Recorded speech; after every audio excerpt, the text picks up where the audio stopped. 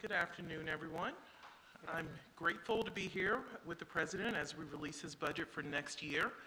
As the Director of the Office of Management and Budget, I deal with a lot of numbers and charts and graphs, and they all matter. But that's not ultimately what budgets are about. Budgets are value statements. They're about the kind of country we want to be and the type of future we want to leave our kids. And from day one, the President has been clear that my job as OMB Director is to ensure that the government delivers for all people and that our budget reflects our national values and priorities. I'm proud to say that's exactly what this budget does, invest in the American people in a fiscally responsible way. This budget will help ensure that prosperity is broadly shared, that we continue growing the economy from the bottom up and the middle out, that we make sure it works for working Americans who've been left out and left behind, who haven't benefited from the economic progress they helped make possible, that we are prepared to meet the full range of challenges and opportunities ahead of us. And it's a budget that includes proposals all Americans can come together around and that speak to our country's values at its best. And that's why it's my honor to introduce the President of the United States, Joe Biden.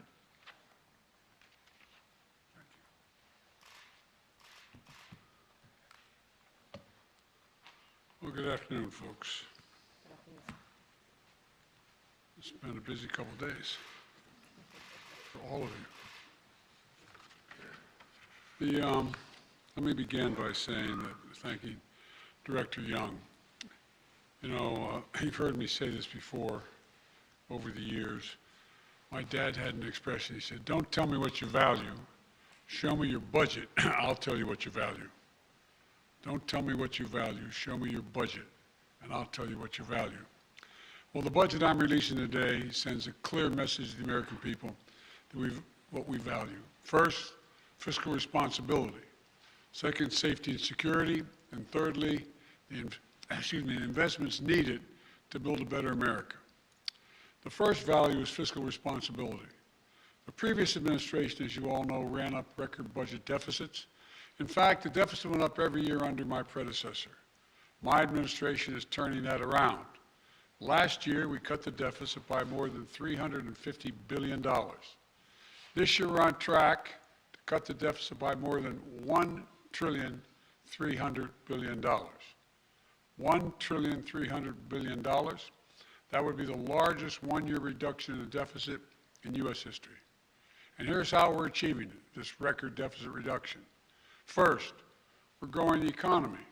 We've created a record 6.7 million jobs since I took office, and we've generated a GDP growth of 5.7%, the best economic growth we've seen in this country in over 40 years.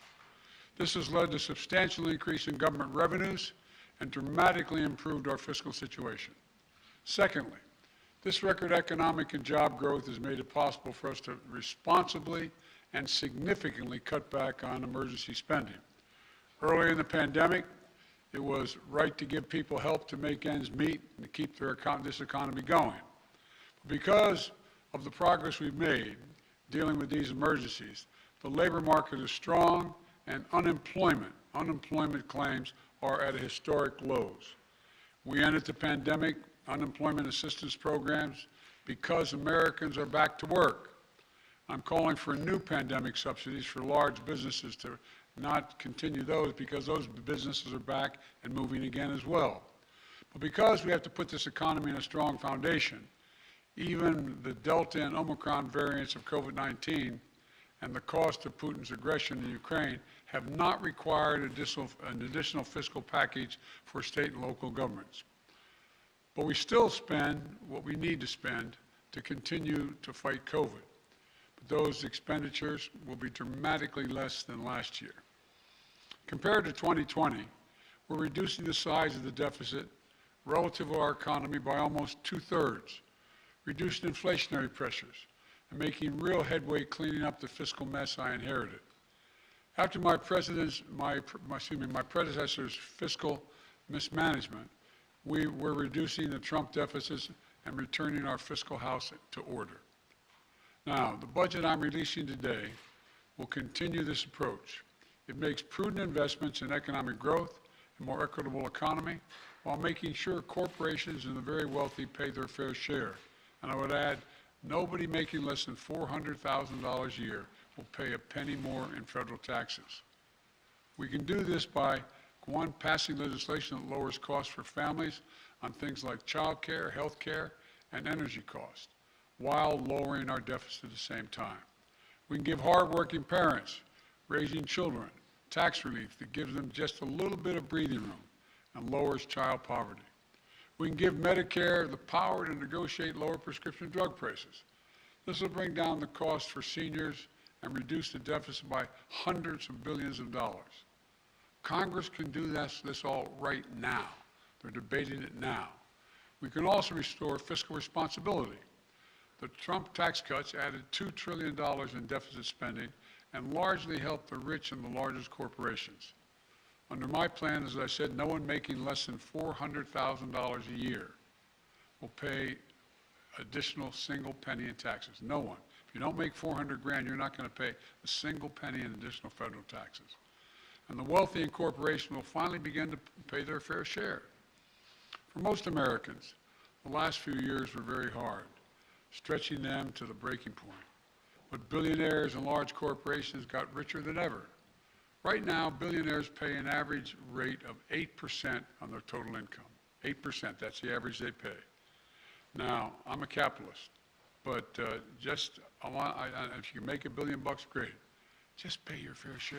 Pay a little bit. A firefighter and a teacher pay more than double the tax rate that a billionaire pays. That's not right. That's not fair. And my budget contains a billionaire minimum tax because of that. A 20% minimum tax that applies only to the top 1/100 of 1%. 1/100 of 1% of the Americans will pay this tax. The billionaire minimum tax is fair, and it raises $360 billion that can be used to lower costs for families and cut the deficit. As I said, my budget also ensures the corporations pay their fair share. In 2020, there were 50 Fortune 500 companies that made $40 billion in profit combined, but didn't pay a single solitary cent in federal taxes. My budget raises the corporate tax rate to 28%, far lower than the rate it was between World War II and 2017 when it was lowered as it is today. Last year, I rallied more than 100, some of you were overseas with me, 130 countries to agree to a global minimum tax for corporations doing business in their countries, to put an end to a tax system that rewards multinational corporations for shipping the jobs and profits overseas and avoiding taxes at home. It's my hope that Congress enacts this law this year so I can sign it and we can get to work. The second value my budget reflects is security. Security at home and security abroad. My budget tackles security in two key ways. First, it secures our communities at home. This is an issue families in every part of the country face. I've said it before. The answer is not to defund our police departments. It's to fund our police and give them all the tools they need, training and foundation and partners and protectors that our communities need. The budget puts more police on the street for community policing, so they get to know the community they're policing, allows the Bureau of Alcohol, Tobacco, and Firearms and the FBI to hire the agents they need to help fight gun crime and other violent crimes in our communities, and funds body cameras and make sure police work with our local communities and are accountable to these communities. It funds crime prevention and community violence intervention, drug treatment, mental health, criminal justice reform, and reentry for people coming home after incarceration. All demonstrable ways to reduce crime and proven ways. Security also means national and international security.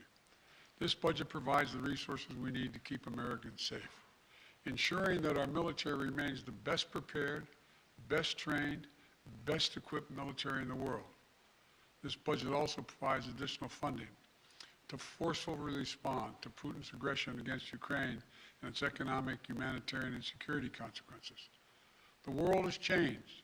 In addition to dealing with terrorist organizations, for the second quarter of the 21st century, we're once again facing increased competition from other nation states, China and Russia, which are going to require investments to make things like space and cyber and other advanced capabilities, including hypersonics. And this will be among the largest investments in our national security in history. Some people don't like the increase, but we're in a different world today. America is more prosperous, more successful, and more just when it is more secure. We can restore fiscal responsibility and safeguard our security at home and abroad while meeting the third value, what I call building a better America.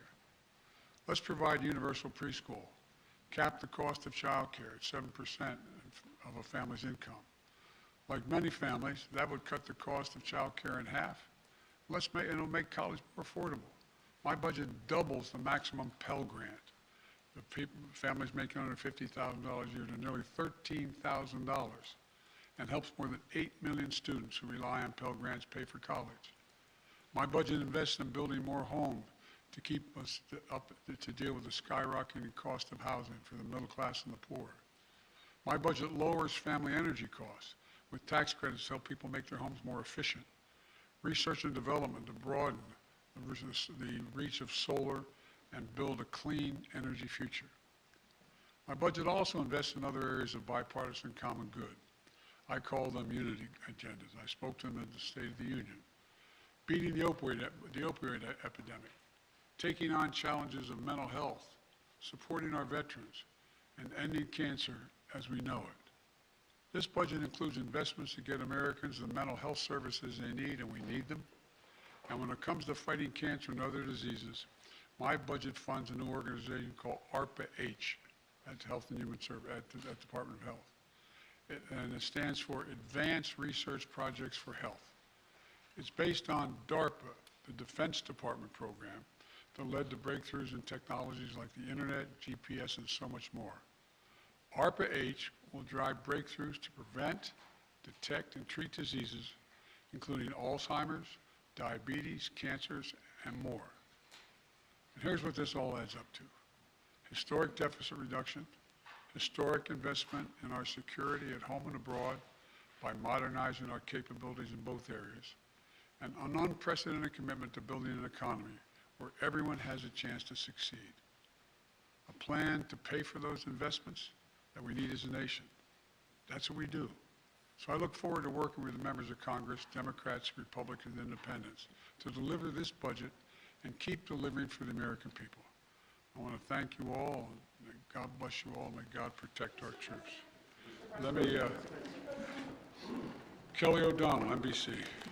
Thank you, Mr. President. Do you believe what you said? Thank you, sir. Do you believe what you said, that Putin can't remain in power?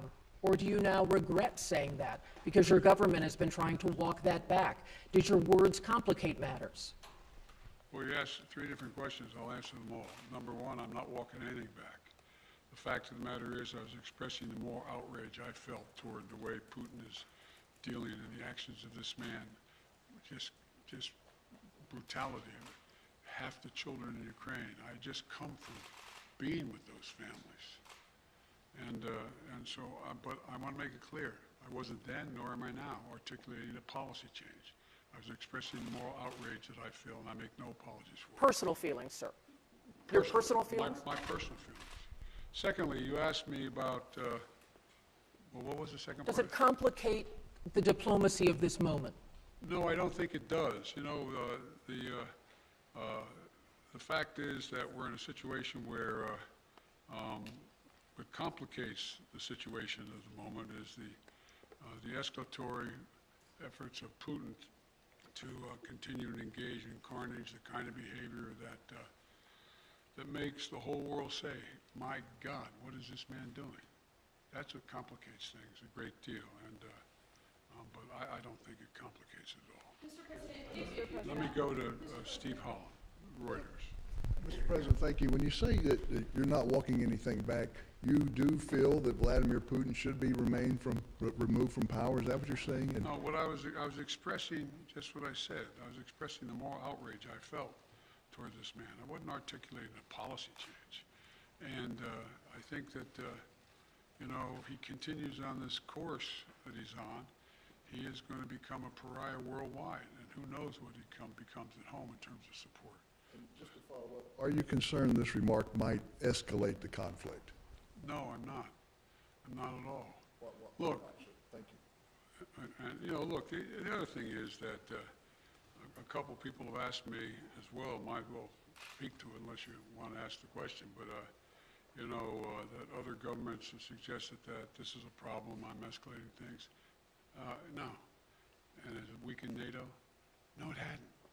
NATO has never, ever, ever, ever, ever, ever been as strong as it is today. Never. So if saying he cannot remain in power does not mean regime change, what does it mean? It means that I would hope, it was expressing my outrage. He shouldn't remain in power. Just like, you know, bad people shouldn't continue to do bad things. But it doesn't mean we have a fundamental policy to do anything to take Putin down in any way. What made you add that? Because that wasn't in your prepared remarks, we were told. So what made you add that at the end, Mr. President? Because I was talking to the Russian people. The last part of the speech was talking to the Russian people, telling them what we thought. And I was communicating this to not only the Russian people, but the whole world. This is just stating a simple fact that this kind of behavior is totally unacceptable. Totally unacceptable. And the way to deal with it is to strengthen and keep NATO completely united and help Ukraine where we can. Cleve, you had a question. Where is he? Thanks, Mr. President. On your budget, you've said repeatedly at the State of the Union that you're not for defunding the police. I do wonder how much emphasis you think should be put on alternative forms of crime prevention, not just defunding the police, but you know, crime reduction in communities. Oh, a significant amount. I've laid that out in detail in the budget. For example, we do know that intervention programs work. We do know that what police need, they need psychologists in the department as much as they need extra rifles. They need people who are in the department who can deal with the crisis that the police are going through as well, dealing with their crises, dealing with their mental state and how they're handling things. They need social workers engaged with them. I lay it all out. And it all works. If you see these community intervention programs, they work. They actually reduce crime. They significantly reduce crime.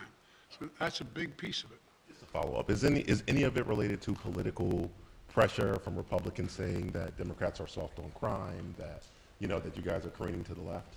Isn't that kind of fascinating? When I first got elected, I was being beat up because I supported the police too much for the previous 30 years. No, that's what I think. Ozma.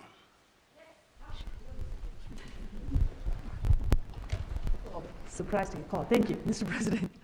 Are you willing to try to meet with Vladimir Putin? And I have a quick follow-up to that.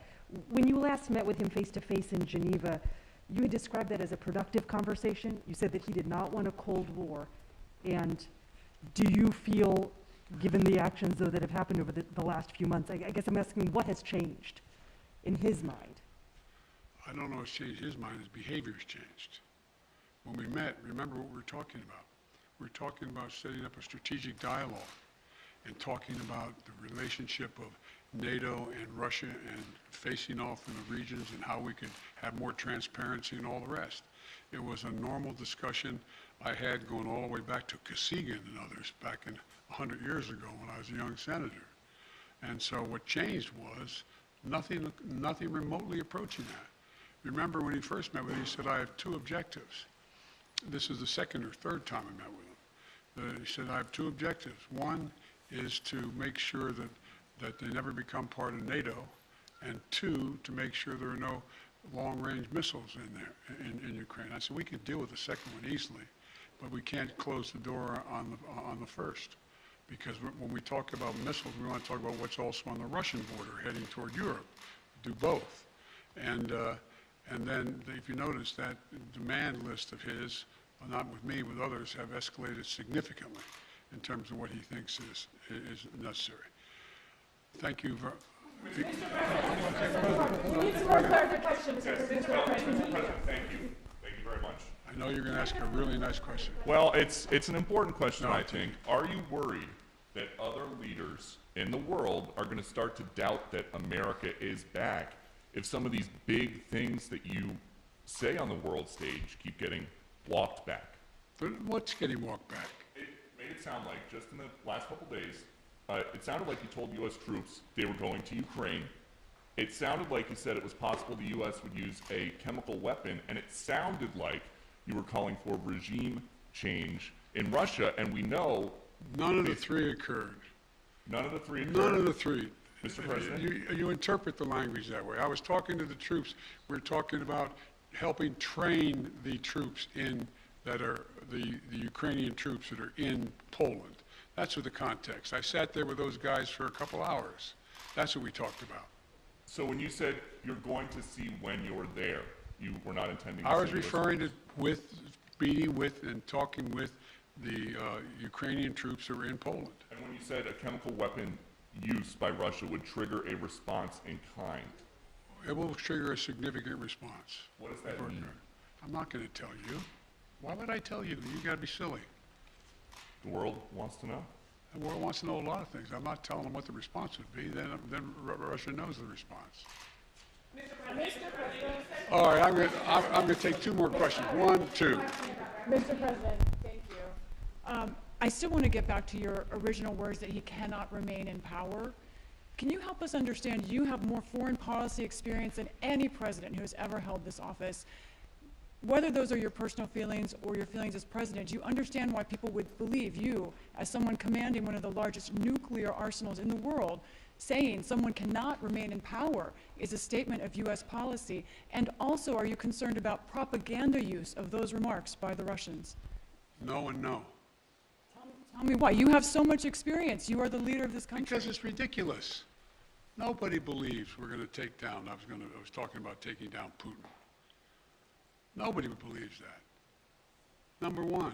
Number two, what have I been talking about since this all began? The only war that's worse than one intended is one that's unintended. The last thing I want to do is engage in a land war or a nuclear war with Russia. That's not part of it. I was expressing my outrage at the behavior of this man. It's outrageous. It's outrageous. And it's more an aspiration than anything. He shouldn't be in power. There's no, people like this shouldn't be ruling countries, but they do. The fact they do, but doesn't mean I can't express my outrage about it. Last question. Thank you. You've said that you're confident that your comment won't undermine diplomatic efforts, but just to be clear, are you confident that Vladimir Putin sees it that way, that he will not use this as an escalatory? I don't care what he thinks. Look, here's the thing. He's going to do what he's going to do. Putin, look.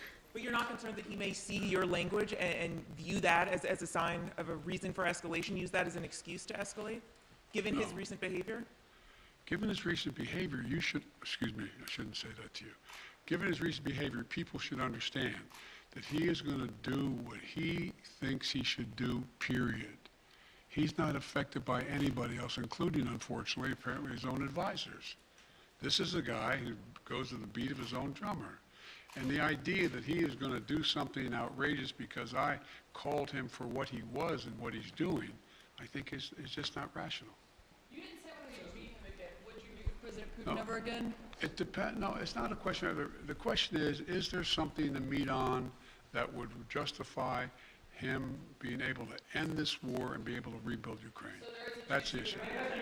Can you just say, sorry, can you say yes or no, Mr. President, whether or not you would be willing to meet with President Putin It again? depends on what he wants to talk about. Thank you. Okay, last question. What if he wanted to talk about negotiations? Now, what if he Hello, wanted to... you said Supreme Court. I don't think. Well, you can't leave that hanging. Just real quick, two matters on the Supreme Court. While you were away, there were reports about the wife of Justice Thomas and texts that she had with former White House Chief of Staff Mark Meadows. Should Justice Thomas recuse himself from any cases involving the January 6th insurrection or former President Trump at this point? I leave that to two entities. Okay, go ahead. Oh, go ahead, ask the second question. No, two entities. Go ahead, sorry. One, the January 6th committee, and two, the Justice Department. That's their judgment, not mine to So make. on Justice Thomas recusing, you don't think he should, or? I said that, I told you, those things get into legal issues. That in fact, I told you I would not tell the Justice Department what position to take or not take. And I'm not going to instruct the Congress either. And did you get any chance to watch much of the Judiciary Committee I hearings? didn't get a chance to see any of it, unfortunately. The fact that Republicans were questioning Judge Jackson on matters like former sentences related to child pornography cases or the definition of a woman, does that, as the former chairman of the Judiciary Committee, make sense to you? Look, this is one of the most qualified nominees ever nominated for the Supreme Court in every respect, in terms of her disposition, her intellectual capacity, her experience and background, serving on three additional courts, a woman who is totally, thoroughly qualified, and will be a great addition to the court in my view. Thank you. Thank you, Mr. President. Thank you, sir. Do you think that Russia is behind the alleged poisoning of those Ukrainian negotiators?